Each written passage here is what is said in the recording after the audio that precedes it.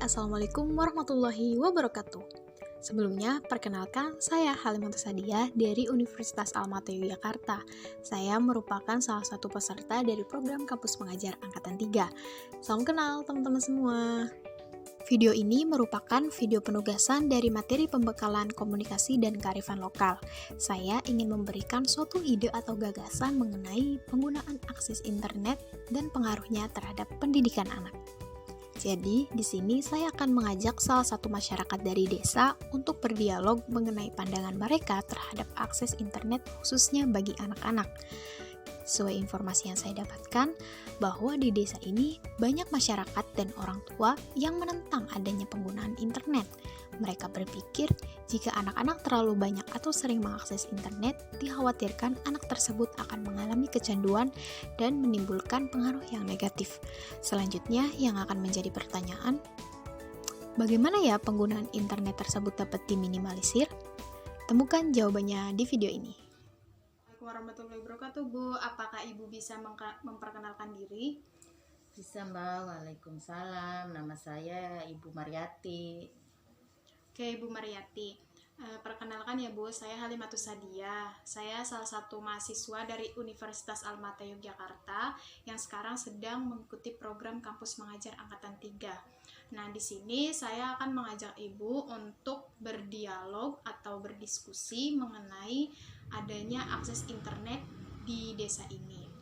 Nah, seperti yang kita ketahui, banyak sekali manfaat dari adanya akses internet.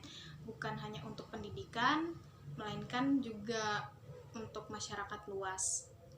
Nah, kemudian kalau bagi pendidikan itu kan anak dapat memperoleh informasi, kemudian dapat menemukan tempat belajar baru, dan juga bisa mempermudah anak untuk pembelajaran jarak jauh karena kita sedang dalam situasi pandemi ya Bu. Nah, sebelumnya saya mau bertanya ya Bu, apakah di desa ini tuh jangkauan internetnya itu lancar atau sering macet ya Bu? Lancar Mbak. Oh, kalau dari jangkauannya itu lancar ya Bu ya? Iya.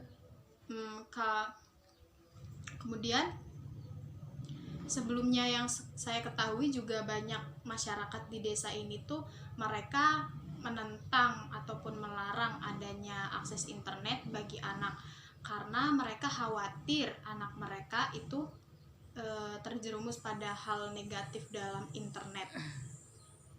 Nah, kemudian menurut pendapat Ibu pribadi, apa sih Bu faktor dari adanya penentangan akses internet bagi anak di desa ini? Baik Mbak, menurut pendapat saya, akses internet dapat menyebabkan pengaruh yang buruk terhadap pendidikan anak, di mana nantinya anak tersebut hanya akan bermain sosial media atau bahkan game online. Jadi, kebanyakan orang tua itu takut anaknya kecanduan game maupun hal-hal yang buruk dalam internet itu sendiri, Mbak. Jadi nantinya anak-anak akan malas untuk belajar. Oke, terima kasih Bu atas pendapat dari Ibu. Jadi di balik penentangan dari akses internet bagi anak mereka itu orang tua khawatir ya Bu jika anaknya itu terpengaruh dari hal negatif dalam internet itu sendiri.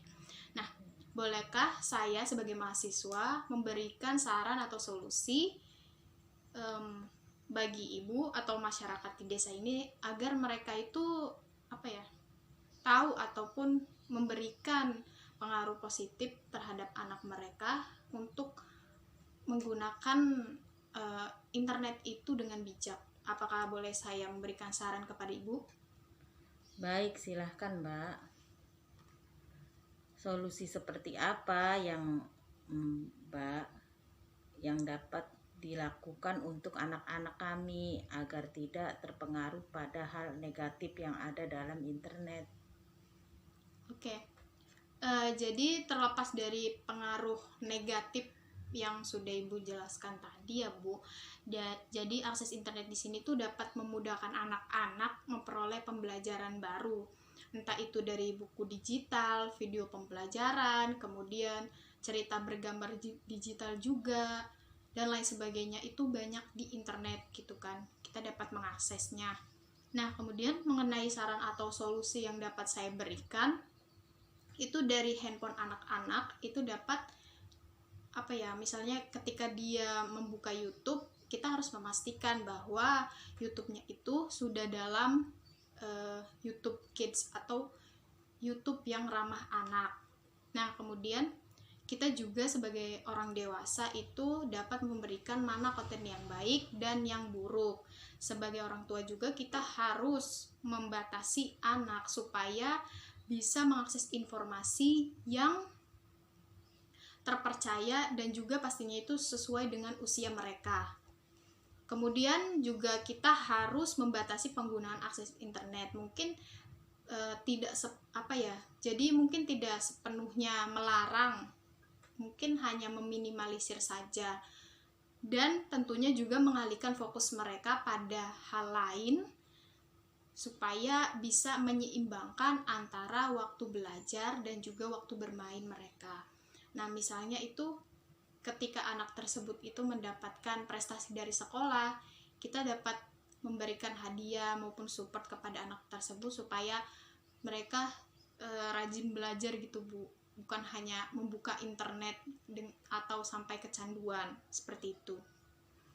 Baik, Mbak, bagaimana sosial media lain seperti Facebook, Instagram, atau TikTok, apakah bisa dilakukan dengan cara membatasi penggunaan juga?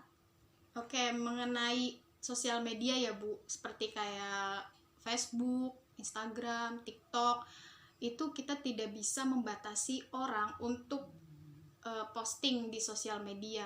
Jadi saran saya sebagai orang dewasa, kita harus mengawasi ataupun tidak memperkenalkan sosial media secara dini kepada anak-anak gitu, karena dikhawatirkan anak dapat terpengaruh hal negatif juga.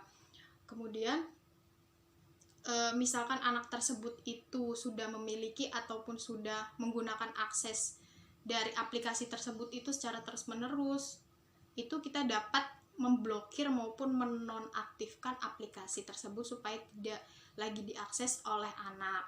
Nah, jadi di situasi pandemi ini kan anak mungkin cepat bosan ya, Bu, karena pembelajarannya itu kebanyakan online. Nah, sebisa mungkin kita harus mendampingi ketika anak itu sedang belajar supaya mereka juga semakin semangat gitu, Bu, dalam belajar gitu. Bukan hanya menggunakan akses internet itu bukan hanya untuk membuka game ataupun aplikasi kayak TikTok gitu, tapi anak juga bisa membuka hal yang positif di internet ketika kita sudah memberikan hal yang baik kepada anak gitu, Bu.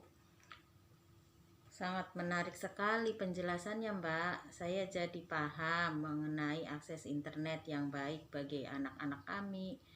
Akan lebih baik lagi jika ini segera disosialisasikan kepada masyarakat, khususnya para orang tua.